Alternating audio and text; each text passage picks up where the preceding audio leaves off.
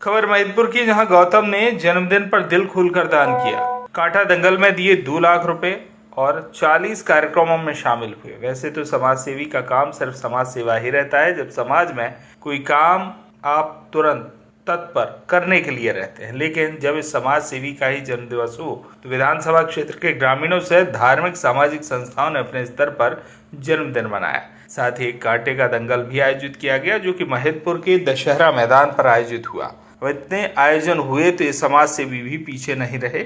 दिल खोलकर दान भी संबंधित संस्था और धार्मिक कार्यक्रमों में बढ़ चढ़कर हिस्सा लिया।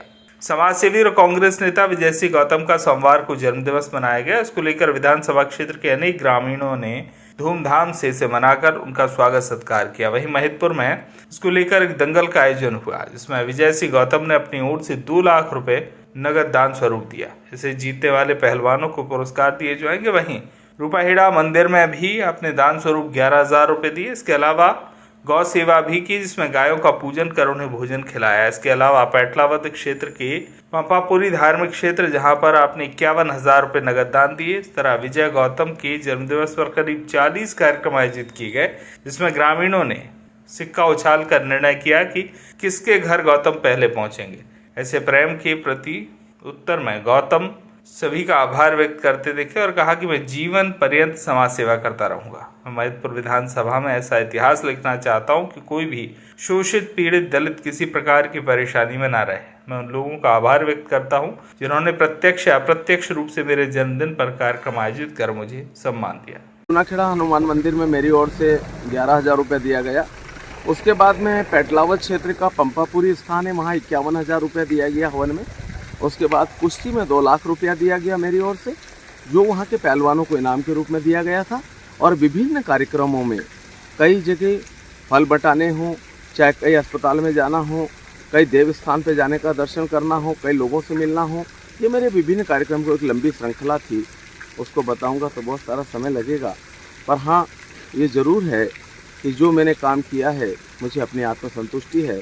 भगवान से प्रार्थना करता हूँ कि परमपिता परमेश्वर मुझे इतनी शक्ति देना कि मैं लोक कल्याण के कार्य कर सकूं, हमेशा महिदपुर विधानसभा को गौरवान्वित कर सकूं, लोग महिदपुर को इतने सम्मान से याद करें, महिदपुर विधानसभा को लोग देखें मध्य प्रदेश में कि वाकई महिदपुर विधानसभा के लोग कितने अच्छे हैं और वाकई मेरी महिदपुर विधानसभा के इतने शानदार और जानदार जनता है, इतने शानदार और जानदार लोग हैं, इतने प्रेमी हैं, इतने भावुक हैं, इतने श्रद्धालु हैं और इतने कृपालु हैं कि उनके चरणों में मैं नमन करता हूं बार बार।